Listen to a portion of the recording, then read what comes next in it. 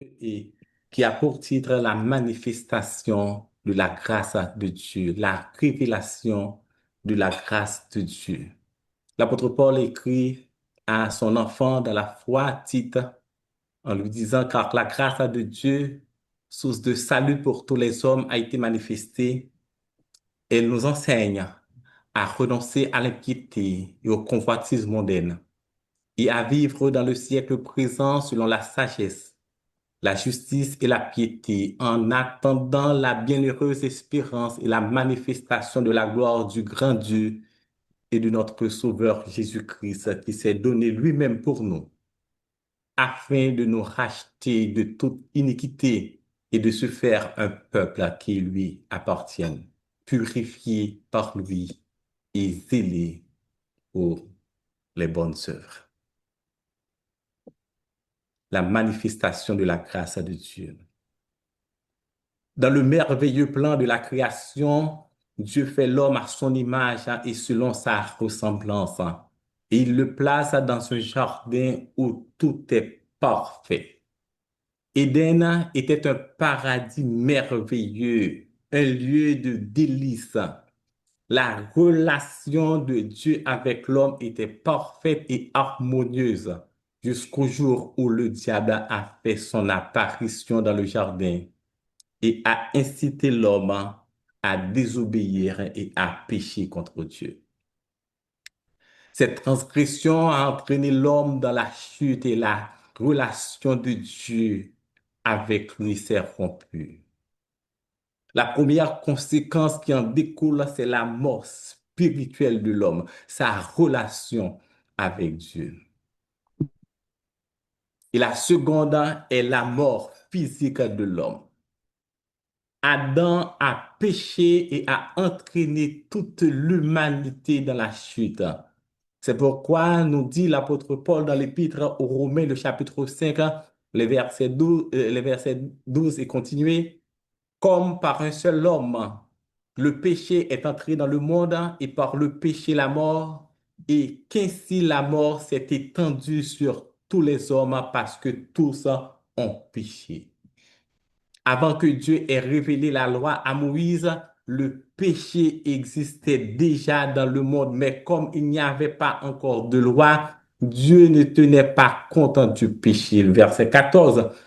Pourtant, depuis l'époque d'Adam jusqu'à celle de Moïse, la mort a manifesté son pouvoir même sur ceux qui n'avaient pas péché, comme Adam, qui désobéit à l'ordre de Dieu. Adam était l'image de celui qui devait venir, à savoir Jésus-Christ, le second Adam. Donc, pour remédier cette désobéissance, il a fallu un autre homme sans la nature pécheresse. Il a fallu un autre Adam et cet Adam n'est autre que Jésus-Christ, Dieu qui s'est fait homme, qui s'est dépouillé de sa divinité pour entrer dans notre humanité, pour devenir semblable à l'homme, pour vivre comme nous sans commettre de péché, pour porter le fardeau de nos péchés.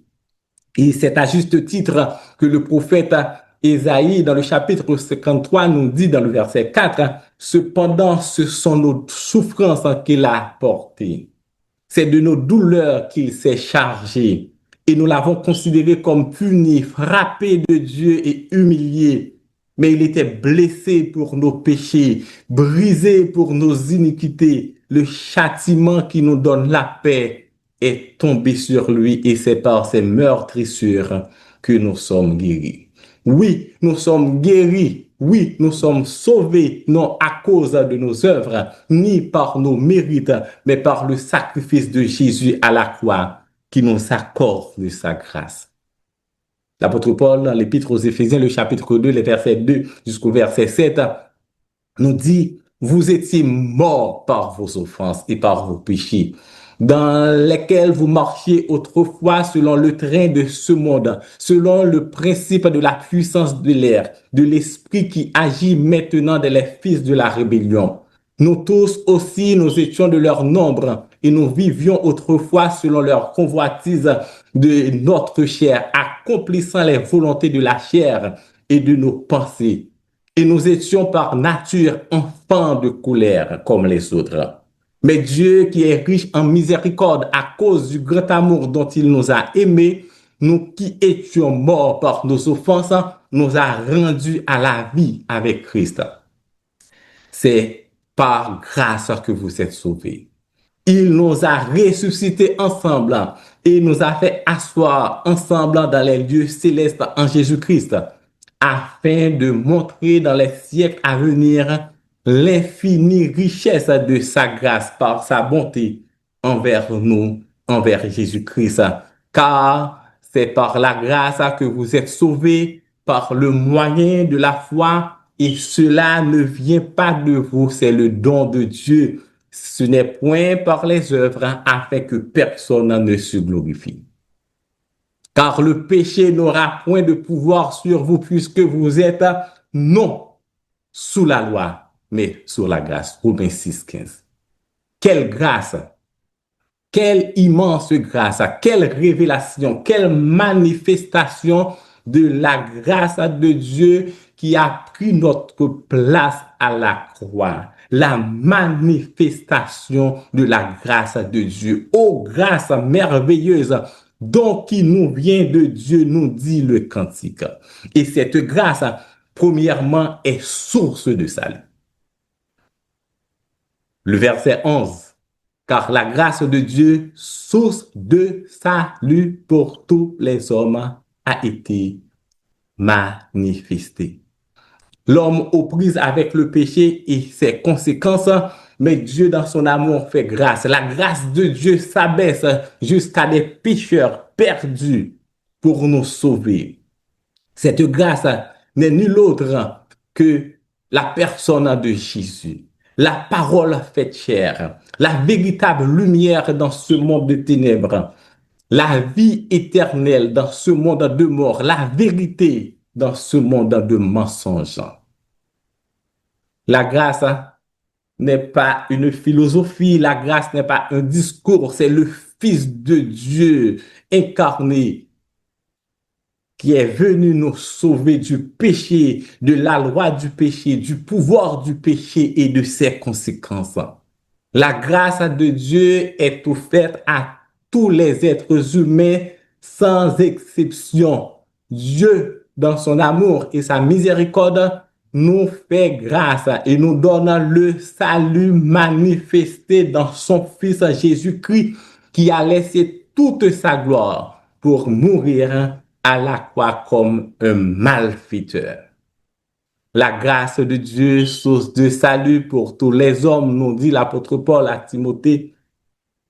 Et Jésus, Jean-Baptiste, voyant Jésus venu à lui, déclare, voici l'agneau de Dieu qui ôte le péché du monde. Voici l'agneau de Dieu qui ôte le péché du monde. Mais bien aimés, c'est le seul, Jésus-Christ seul, qui a le pouvoir de nous pardonner et de nous purifier de toute iniquité.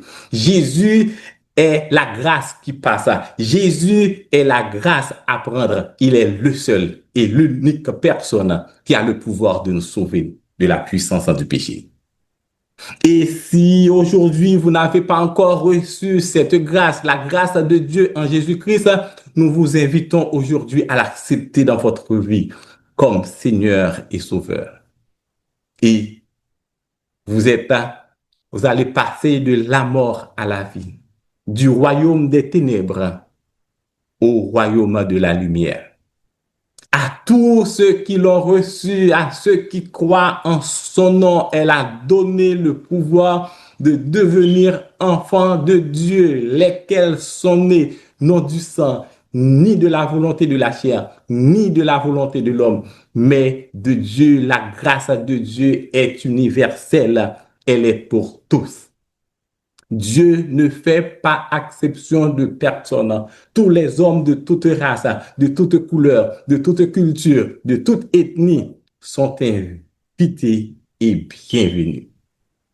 Ce soir, Si vous n'avez pas cette grâce en vous, si vous n'avez pas reçu cette grâce, si vous n'avez pas reçu Jésus, voulez-vous le recevoir aujourd'hui? Il n'est pas trop tard.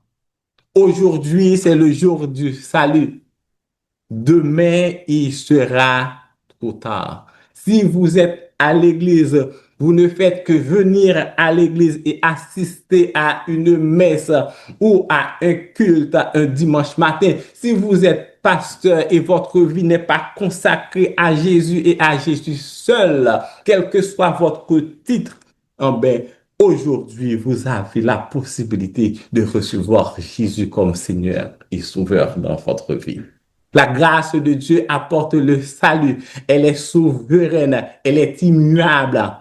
Contrairement à la loi, elle ne demande ni exige rien de l'homme pour le sauver. Elle est parfaite. Oui, Jésus sauve parfaitement ceux qui s'approchent de lui par la foi, car son sacrifice à la croix est unique et suffisant. Son sang est versé une fois pour toutes. La grâce apporte le salut. La grâce est source de salut pour tous les hommes.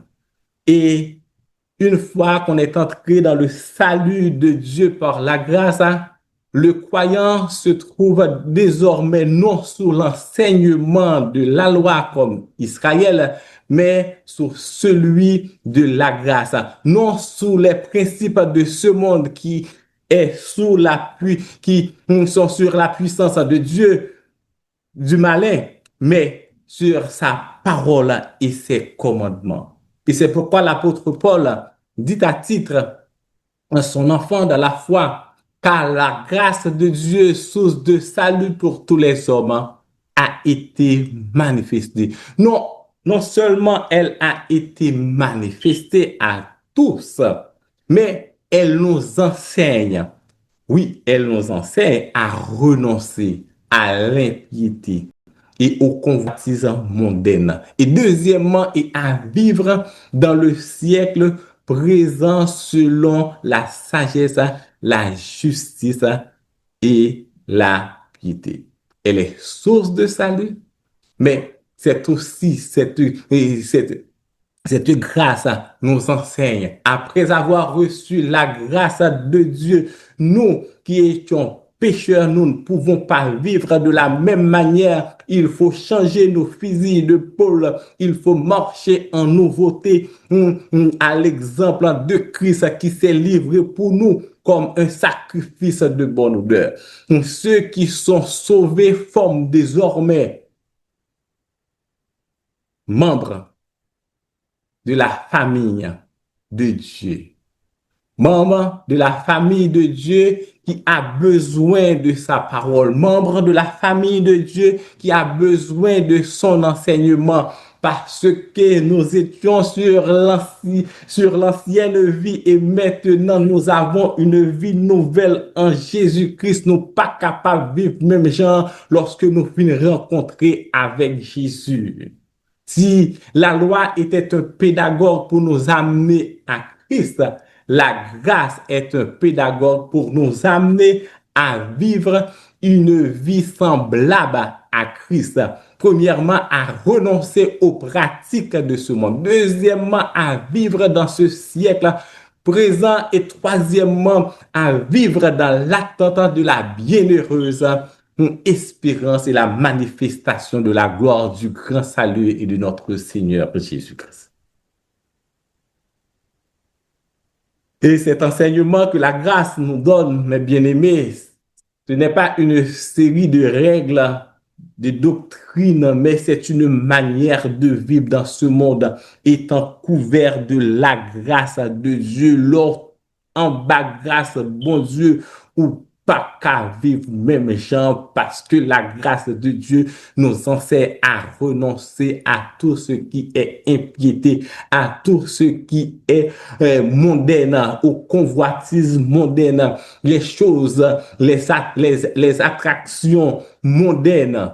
Si quelqu'un nous dit, Jésus veut venir après moi, qu'il renonce à lui-même, qu'il se charge de sa croix et qu'il me suive. Car celui qui voudra sauver sa vie la perdra, et celui qui la perdra à cause de moi la retrouvera. Oui, ça prend un renoncement à l'ancienne vie. Renoncer, c'est abandonner volontairement. Renoncer, c'est tourner le dos à un droit, une pratique qu'on avait autrefois. C'est un volte-face, c'est prendre le chemin opposé, renoncer à l'impiété, c'est vivre dans la piété, renoncer aux convoitises mondaines, c'est vivre selon la parole de Dieu, mes bien-aimés.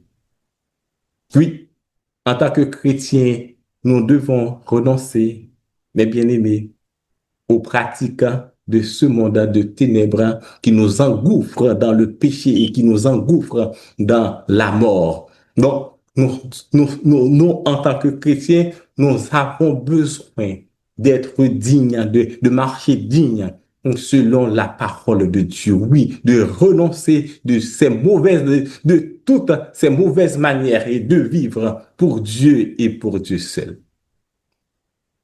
Autrefois, nous marchions en ennemis de la croix. Maintenant, avec Jésus-Christ, nous marchons en étroite collaboration avec Dieu en suivant sa parole qui donne la vie. En ayant une nouvelle naissance en Jésus-Christ, nous ne pouvons pas marcher sur le train de ce monde de péché parce que nous avons une nouvelle nature. C'est l'apôtre Paul qui nous dit dans sa deuxième lettre aux Corinthiens, le chapitre 15, le verset 17, si quelqu'un est en Christ, il est une nouvelle création. Les choses anciennes sont passées et voici toutes choses sont devenues nouvelles. Et tout cela vient de Dieu. C'est pas nos mérites, c'est pas nos efforts. Tout cela vient de Dieu qui nous a réconciliés avec lui par Christ et qui nous a donné le ministère de la réconciliation. Moi, pas même mon encore depuis me rencontrer Jésus. Si mon nom dit rencontrer Jésus, il t'a marché fait mal ou elle continue à marcher fait mal, ben moun ça pourquoi rencontrer Jésus, pourquoi passer dans porte salut. Si vous dites ou t'es accepté Jésus ou à vivre en conformité à parole ou continuer à mentir ou continuer à faire ça qui passe ça ou continuer à vivre même gens selon le train de ce monde. Mais bien aimé, ou passer dans l'autre porte ou pas passer dans la porte étroite là. Parce que le monde, les attraits de ce monde sont complètement différents des attraits que nous joignons dans bon Dieu. Dans bon Dieu, c'est l'amour, c'est la paix, c'est la joie, c'est la vie. Dans le monde, c'est la guerre, c'est la haine, c'est la désobéissance. Et, mes bien-aimés, ce monde-là nous attire et nous pousse à désobéir à Dieu. Mais une fois qu'on a goûté que le Seigneur est bon, notre désir est de le suivre jusqu'à la fin. Ça fait me songer Zachée lorsque il rencontrait avec Jésus, il pas même mon nom encore. Ça fait me rencontrer ces Samaritaines lorsque il rencontrait avec Jésus, il transformé les vignes évangélistes qui a proclamé mais Jésus moi rencontré mais c'est lui-même qui Messia. Mais bien aimé, le monde voulait nous suivre plaisir. Mais nous-mêmes en tant que chrétiens, nous devons suivre Jésus. Puisque nous recevons grâce dans même bon Dieu. C'est un coup un maître qui a acheté un esclave et puis il dit m'acheter pour me libérer. Bon, ben c'est ça Jésus-Christ fait pour nous-mêmes à la croix. Nous sommes esclaves diable, nous avons marché selon les principes de ce monde de ténèbres, nous sommes sous obéissance diable, mais Jésus Dieu, dans son amour, nous a envoyé Jésus-Christ et il nous, il sacrifié pour nous-mêmes à la croix pour que aujourd'hui, nous capables de la vie éternelle. Et conséquemment, puisque il nous a fait grâce, nous décidons de vivre Jean voulait, nous décidons de vivre selon volonté, nous décidons de vivre selon parole. Mais bien aimé, il faut renoncer. Quant au passé, il faut renoncer à notre vaine manière de vivre, qui était basée sur les principes de ce monde. Quant au présent, il faut vivre dans le présent siècle selon la sagesse, la justice et la piété. C'est ça, le texte l'a dit, nous. Vivre dans le présent siècle selon la sagesse, la justice et la piété. Nous vivons dans la justice parce que bon Dieu nous son Dieu de justice. Bon Dieu nous son Dieu qui est juste. Nous vivons dans la piété, nous renoncer à l'impiété pour nous vivre dans la piété. Nous devons droit. Mais bien aimés, nous devons vivre pour bon Dieu. Nous n'appartenons plus à ce monde car nous sommes du ciel. Nous sommes une nouvelle création. Nous devons vivre en tant que représentants de Dieu sur terre, car nous sommes son ouvrage et étant créés en Jésus-Christ pour de bonnes œuvres que Dieu a préparées d'avance afin que nous les pratiquions, mes bien-aimés. Éphésiens 2, verset 10. En Jésus, nous avons été régénérés. Quant à la loi, nous sommes morts afin de vivre pour Dieu. L'apôtre Paul dit, j'ai été crucifié avec Christ. Si je vis, ce n'est plus moi qui vis, c'est Christ qui vit en moi. Si je vis maintenant dans la chair, je vis dans la foi au Fils de Dieu qui m'a aimé et qui s'est livré lui-même pour moi. Galates 2 fait. Et c'est peut-être ça l'apôtre Paul, lui exhorter nous pour dire que nous qui sommes ressuscités avec Christ, il faut chercher les choses d'en haut où Christ est assis à la droite de Dieu. Il faut s'affectionner aux choses d'en haut. Donc, il faut vivre d'une manière digne de l'évangile de Christ. En étant bénéficiaire de la grâce de Dieu, nous devrions être un modèle dans ce monde. Nous devrions être un représentant dans ce monde. Dans notre conduite, dans notre façon de parler, dans notre façon de traiter les autres, afin que le monde puisse voir notre bonne œuvre, afin que le monde puisse voir que nous sommes enfants de Dieu. Par notre manière de vivre dans ce monde, nous devrions être un modèle puissant par notre manière de vivre dans ce monde, un modèle puissant d'évangélisation. Ou pas besoin de dire sur ces chrétiens, mais lorsque mon abgado, faut yon weko ces chrétiens. Lorsque mon abgade façon à vivre, faut dire que li pas fonctionner même genre avec nous. Gon l'autre bagay, li gon bagay qui plus passer nous. Li gon force qui puisse passer nous. Li gon puissance qui plus passer nous qui dans lui-même parce que nous-mêmes nous attirer vers le mal, mais lui-même li attirer vers le bien. Lui-même li raille même si li remet même si yo raille, li fait bien même si yo fait le mal. Il n'est pas même monde avec nous. C'est ça nous-mêmes dans ce siècle présent. Voilà comment, mes bien-aimés, nous devrions vivre. Elle nous enseigne la grâce. Quant au passé, il faut renoncer à notre vaine manière de vivre qui était basée sur les principes de ce monde. Et quant au présent, il faut vivre dans le siècle présent selon la sagesse, on dit le texte, la justice, la piété. Et troisièmement, quant à l'avenir, attendre la bienheureuse espérance. Le texte nous dit, car la grâce de Dieu, source de salut pour tous les hommes, a été manifestée. Elle nous enseigne à renoncer à l'impiété et aux convoitises mondaines. Deuxièmement, à vivre dans les siècles présents selon la sagesse, la justice et la piété. Et troisièmement, en attendant la bienheureuse espérance et la manifestation de la gloire du grand Dieu et de notre Sauveur Jésus-Christ.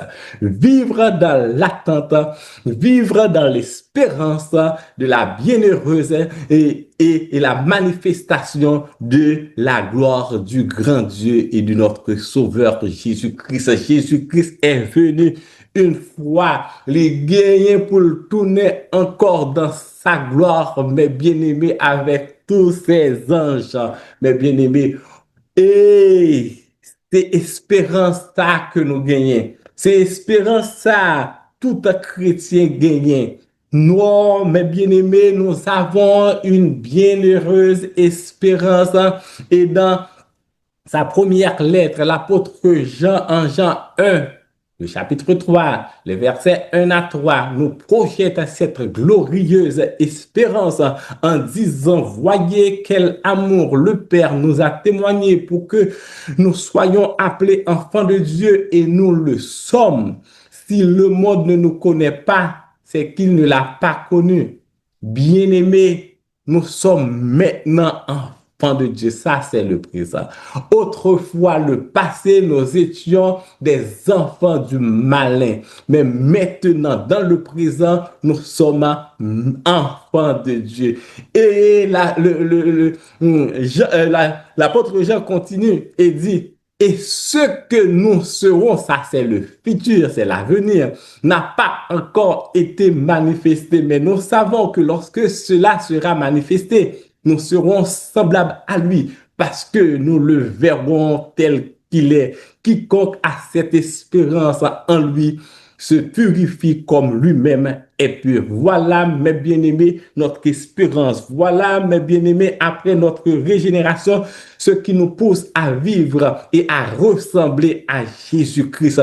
Nous sommes encore dans ce monde comme enfants de Dieu. Nous sommes sujets à pécher, mais dans la gloire éternelle, nous serons semblables à lui et nous serons débarrassés de la puissance du péché et du malin qui nous pousse à pécher. Nous serons dans la présence de notre Seigneur et Sauveur Jésus-Christ pour l'éternité, loin du péché, loin des soucis de ce monde, loin de la maladie, loin de tous les tracas de ce monde. Mes bien-aimés, est-ce que vous t'avez aimé jour ça arrivé? Des gens qui disent, vous pas besoin de Jésus-Christ venir parce que vous pas marié, vous pas besoin de Jésus-Christ venir parce que vous pas si, vous pas de date. Mais bien aimé, si nous dit ça, nous pouvons comprendre l'espérance que nous avons en Jésus-Christ. Parce que c'est ça, pas, c'est ça, ça qui a passé sous terre, ça, pas qu'à faire nous bien. Nous-mêmes, en tant que chrétiens, les n'a gardé des sacrifices qu'a fait dans ce monde pour au nom du malin, les gardé la façon dont les hommes vivent dans ce monde. Nous, bien aimés, ça pas qu'à faire nous plaisir, c'est la méchanceté.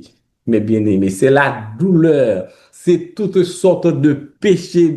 Donc, dans la présence de Dieu, il n'y aura pas de péché, pas de péché encore, pas de monde qui raille moun encore, pas de monde qui parle moun mal encore, pas de monde qui fait moun tort encore. C'est là que, mes bien-aimés, nous voulons arriver. Dans le passé, nous étions ennemis de Dieu. Dans le présent, en acceptant Jésus, nous sommes devenus enfants de Dieu. Et dans l'avenir, c'est ce que nous attendons, la merveilleuse, la glorieuse, la gloire de Dieu sur nous, mes bien-aimés. Mes bien-aimés, est-ce que nous hâte à ça?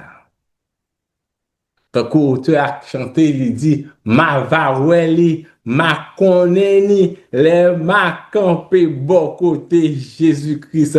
Jésus-Christ qui te mouru pour moi. Jésus-Christ qui te ressuscité. Jésus-Christ qui monté dans la gloire. Même Jean lui monté dans la gloire. Nous devons pour descendre dans la gloire. Et il va prendre nous pour l'ensemble avec nous dans la gloire. C'est telle est notre espérance. l'espérance pour que ça nous t'ait perdu en un premier Adam qui te lagué dans désobéissance, qui te lagué dans séparation, dans relation nous avec Dieu, te coupé relation nous avec Dieu, en ben, deuxième Adam, il vient rétablir, il vient réconcilier nous avec Christ de telle sorte que ça que nous tout ça que nous te perdu dans Adam, nous joignons dans Jésus-Christ et nous pour nous retrouver notre jardin qui sera un délice, mes bien-aimés. L'apôtre Paul, dans chapitre 3, le verset 4, il dit, quand Christ, votre vie paraîtra, alors vous paraîtrez aussi avec lui dans la gloire. Mes bien, telle est notre espérance. Si attendons, nous vu chaque jour et nous dit, viens Seigneur Jésus, viens Seigneur Jésus, Maranatha, Christ, vini, vini, nous besoin finir avec misère dans le monde ça. Nous besoin finir avec jalousie dans le monde ça. Nous besoin finir avec haine dans le monde ça. Nous besoin finir avec souffrance dans le monde ça. Oui, vous êtes mouru pour nous-mêmes, vous êtes banni la vie. Et maintenant, nous sommes enfants de Dieu. Et ce que nous attendons, notre attente, c'est que vous venez dans la gloire pour recevoir. C'est ça, n'attendons. Entre-temps, on a propagé la bonne nouvelle de l'évangile pour que l'œuvre de Jésus-Christ soit capable d'avancer. La manifestation de la grâce de Dieu. La grâce de Dieu est source de salut. Un salut universel. Un salut gratuit. Et cette grâce nous enseigne et nous pousse à renoncer aux plaisirs et aux attraits de ce monde. À chaque fois où on vient recevoir Jésus-Christ comme Seigneur et Sauveur, il renoncer à monde ça et à attrait. Ensuite, nous vivre pour bon Dieu comme représentants, comme ambassadeurs de Dieu sur cette terre. En vivant d'une manière digne de l'évangile de Christ, en étant un digne représentant de Jésus-Christ dans ce monde rebelle et perdu. Et troisièmement, avec l'espérance qu'un jour viendra, Dieu va manifester sa gloire comme Seigneur et Sauveur, cap régner en roi. Et question que me pour vous. Alors que nous avons commémoré la mort et la résurrection de Jésus-Christ, qui a pris notre place à la croix comme victime expiatoire, avez-vous le salut de Dieu? M'pamando est-ce qu'on a l'église? M'pamando est-ce qu'on prend la scène chaque mois? M'pamando est-ce que vous sauvez? Si oui, marchez à l'exemple de Christ qui s'est livré pour nous à la croix afin que nous soyons capables de gagner la vie éternelle. Sinon, moi invite à accepter le jeudi parce que aujourd'hui, c'est le jour du salut. Demain, il sera trop tard. Et pour vous et pour moi, qui avons accepté ce salut de Dieu, Jésus-Christ, nous attendons dans sa gloire. Le maître qui dira, c'est bien, bon et fidèle serviteur, tu as été fidèle en peu de choses. Je te confierai beaucoup. Entre dans la joie de ton maître. Que Dieu vous bénisse.